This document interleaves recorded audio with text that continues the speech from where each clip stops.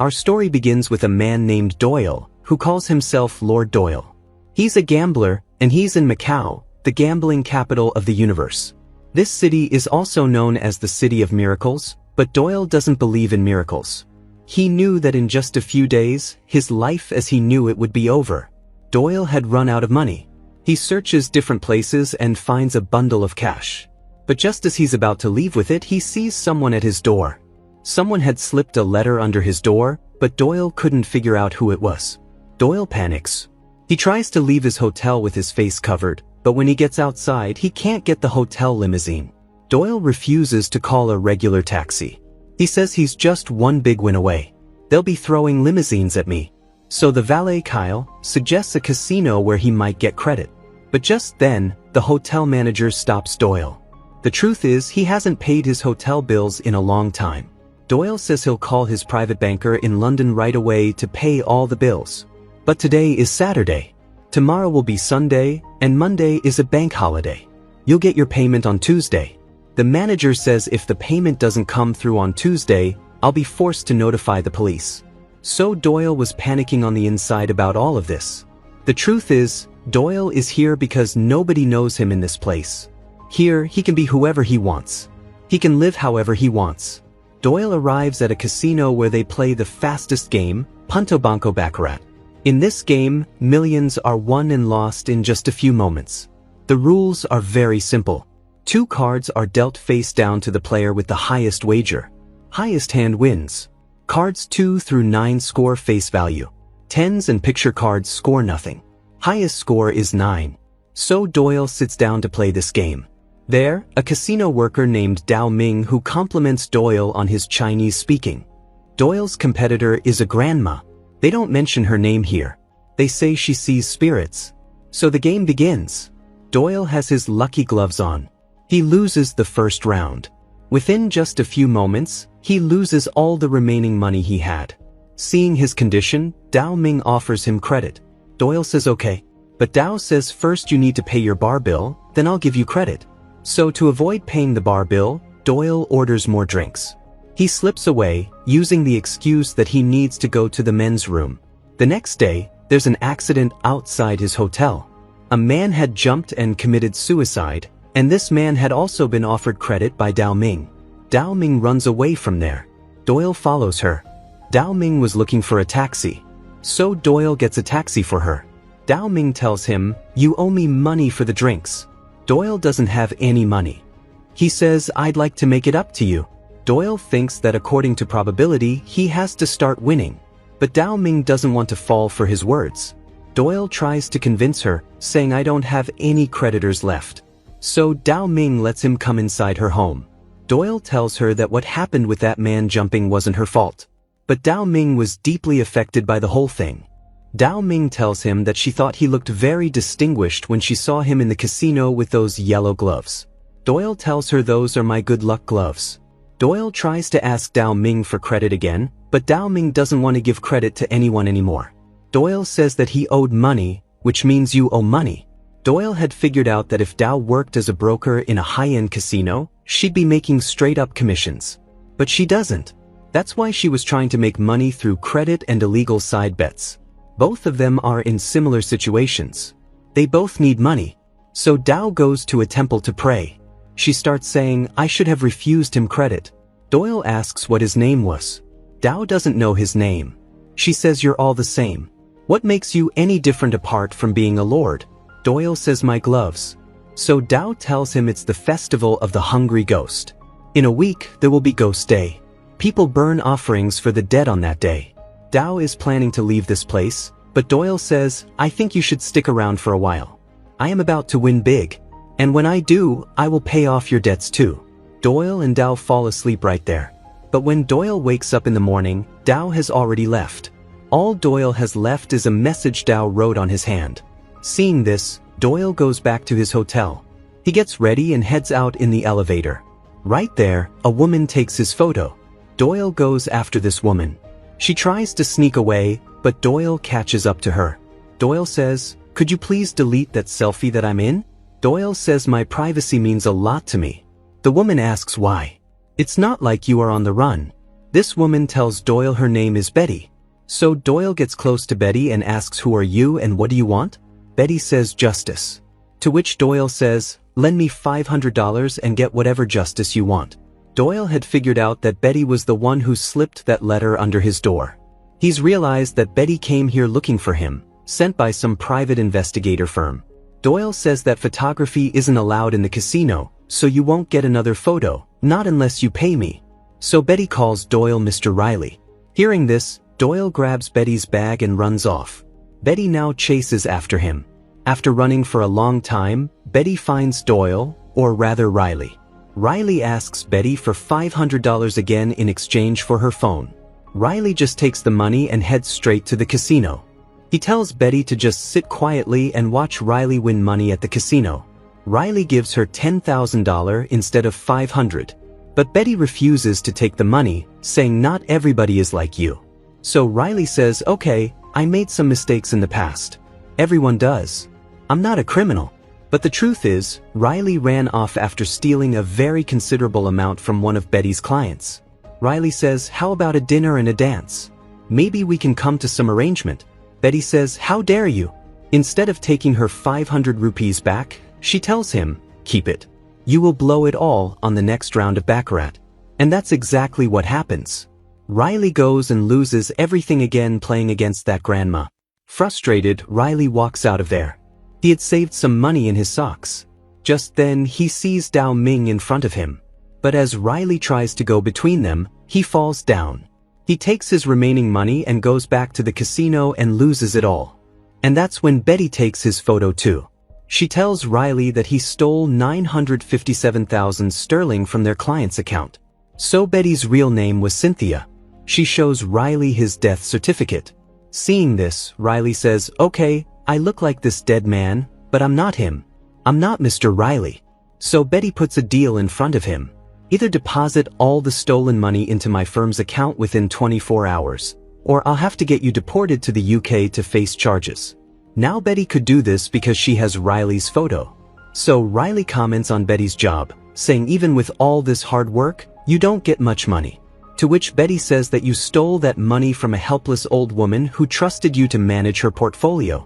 Betty says you are a criminal through and through, and a man whose childish pride has set him way beyond any redemption. Your Lord Doyle habits are shabby and amateurish. So Riley sits down to think, and that's when he remembers Dao's message written on his hand. He goes to Dao Ming's house, but it was locked. Riley was about to leave, disappointed, when a picture of Lama Island slides out from under Dao Ming's door. Taking it, Riley runs straight to a man named Lipit. Riley says, "I need to get out of here. There is a boat to Hong Kong in 3 hours. And you owe me 8 grand. Just pay up." Lipit gives Riley money, but it's only 2 grand. That's all Lipit has right now. He says, "What's about dinner and dance? Maybe we can come to an arrangement." This was Riley's own line. The two of them sit down. So Lipit calls him by the name Riley. Riley asks, "How do you know that name?" He realizes that Lipit is the one who told Betty about him. He asks, "Why did you do that?" Lipit says, "For amnesty." He says, "I got my own tracks to cover." So Riley starts panicking, thinking about everything. Lipit says, "Don't do anything rash." He even puts the dinner bill in Riley's name. Riley has to pay. He takes a boat and leaves for Hong Kong. He arrives at a hotel. He eats his fill. When the bill comes, Riley orders caviar and blinis. He goes to the washroom. Riley's heart is beating very fast. He looks for a way out, but there are guards standing at the hotel gate. Riley spends from morning to afternoon right there in the buffet area. He orders another drink, but the waitress says you need to settle up before ordering any more drinks. Riley takes out his wallet, but it's empty. In Riley's other pocket is that picture of Lama Island. Riley sees Dao Ming coming toward him. He gets so happy seeing her. All his panic disappears. Riley says, "I must have left my money in Macau." Riley's body was very hot. Riley says, "I was actually having a heart attack." And as soon as he says this, he has a heart attack. Riley regains consciousness in a small house built over the water. Dao Ming brought him here from urgent care. Riley had been sleeping for the past 2 days. Hearing this, he says, "I need to go. I am 2 days late." But Dao Ming says, "If you go back, you'll die. Gambling will kill you." So Dao Ming and Riley take a boat out into the water. They jump in and start swimming. At night, the two of them start playing a game where they only tell the truth. Dao Ming asks Riley, "What are you running from?" Riley tells her that he's running away after stealing money from a rich old lady. "I'm not just an addict, but also a thief and a liar." But Riley wants to get out of all this. He wants to be free of this shame. So he asks Dao, "Why do you want to help me?" Dao says, "Because you and I are the same." The truth is, in the village Dao comes from, girls were considered bad luck. So as soon as Dao grew up, she stole money from her parents so she could run away to live a better life. But a week later, her father died because of a broken heart. After that, Dao Ming worked hard every day to earn money. She put a little money aside, saving up for her mother, so that she would forgive her. But her mom sent the money back. Dao and Riley start talking about Buddhist hell, where there's a realm of hungry ghosts. It's for the people driven by greed. They have huge mouths and thin necks, and no matter how much they eat or drink, they can never be satisfied. Dao says it's not too late for you. But Riley says it'd take a miracle to change a man like me. After this, while Riley was sleeping, Dao Ming comes and sits beside him. When Riley woke up, Dao Ming wasn't there. Riley made himself some food. But while sitting there, he hears the sound of something. In front of him was a locked wooden shack. The password for its lock is the same one Dao Ming wrote on Riley's hand. Riley opens the shack and finds a lot of cash submerged in water inside. Riley throws the cash back into the water once. But the gambler inside him can't do that. He pulls all the cash out.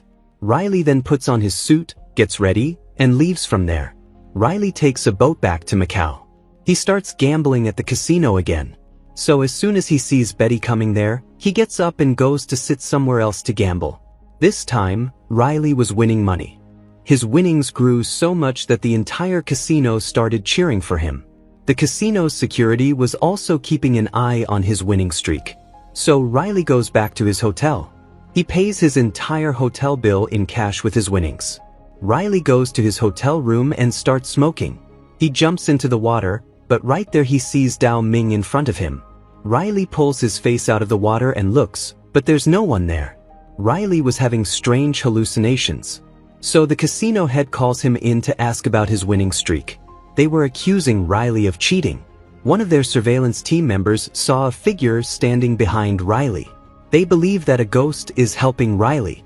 Riley couldn't believe these words. But these people ban him from playing at the casino anymore. Riley says, "I'd like to see that video." But the casino people refuse to show the video. The casino staff and associates are all superstitious. So their decision is very clear. Riley says, "Then I shall take my custom elsewhere." But he had been banned from all of Macau. So Riley puts all his winnings on his hotel bed. He starts drinking heavily and eating. He eats so much that he has to throw up. Riley starts having hallucinations. He starts seeing his grandparents on TV. Riley goes crazy. He calls Alfred and says, "I am offering you 8 million Hong Kong dollars on a single hand of baccarat. If I lose, it proves there is no ghost. And if I win, I leave Macau forever." Now Riley said this, but even he realizes how much depends on this one bet. He goes out in the evening with all the money. Betty tries to stop him, saying you were supposed to return that stolen money, not bet it. Betty threatens to call the police. Riley says that old woman isn't the only one I stole from. If you call the police right now, they won't get what they need. He says, "Let me play once. After that, I'll be able to pay everyone back. I have sworn to pay back all my debts." Riley says, "I am about to win more money on a single hand of baccarat than any human being on the planet has ever won before. And I can fulfill your wildest dreams." Riley asks Betty for a dance and leaves from there. He sits down at the casino table, where his opponent is Prince Lorenzo di Firenze, who came specially from Monte Carlo. He asks, "Are you lucky enough to stake everything on a single hand?" Lorenzo matches Riley's bet. Riley's cards are 2 and 9, meaning a total of 11. But this is more than 9, so instead of 10 points, he gets 1 extra card and a total of just 1 point. And Lorenzo's cards are 2 and 5, totaling 7. Meaning Riley's card just needs to be 8 or else he'll lose. The probability of this is very low. Riley unfolds this card in full anxiety. It's the 8 of diamonds. Riley wins. Lorenzo asks, what will you do with all that money? Riley says, I'll pay off my debts. So the scene shifts to Betty. She arrives in a ballroom where there's a lot of money lying around. From behind, Riley says, do you believe in miracles? Betty says, I do now. Riley has returned all the stolen money to that woman. Betty can't even believe it. She feels like this is some scheme of Riley's. But Riley gave Betty an extra 50 grand on top of that. He kisses her and says, live a little.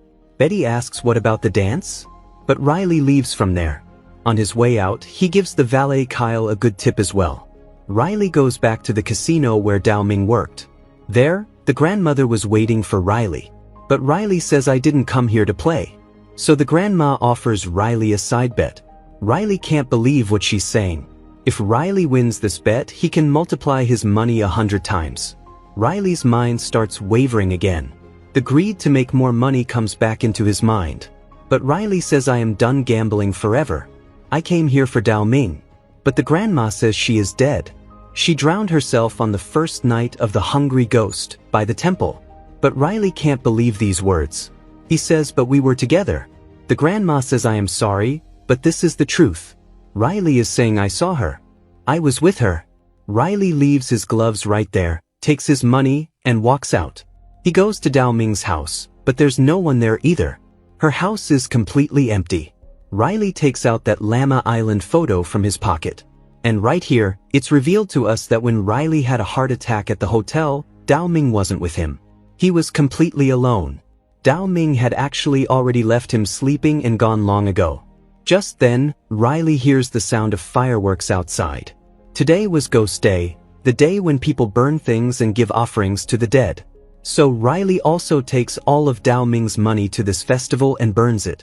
This was his offering for Dao Ming. Riley goes to the same shore where he and Dao Ming sat alone together.